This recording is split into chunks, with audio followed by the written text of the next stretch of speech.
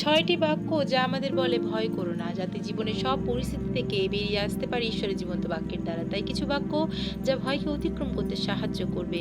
২ Timothy ১:৭ পদ, কারণ ঈশ্বর আমাদের ভীরুতার আত্মা দেননি, কিন্তু শক্তির, প্রেমের, সুবুদ্ধিতার আত্মা দিয়েছেন। ১ পিতর ৫:৭ পদ, তোমার সমস্ত চিন্তার ভার তাহার উপর ফেলিয়া দাও, কেননা তিনি তোমার বিষয়ে চিন্তা করেন। যাত্রার পুস্তক ১৪:৭৪ পদ, সদাপ্রভু তোমার পক্ষ হইয়া যুদ্ধ করিবেন, তোমরা নীরবে থাকিবে। ইব্রিয় ১৩:৫-৬ পদ, কেননা তিনি বলেছেন, আমি কোনো ক্রমেই তোমাকে ছাড়বো না। সুতরাং আমরা নিশ্চিত রূপে বলি, প্রভু আমার সহায়, আমি ভয় করিব না, মনুষ্য আমার কি করিতে পারিবে।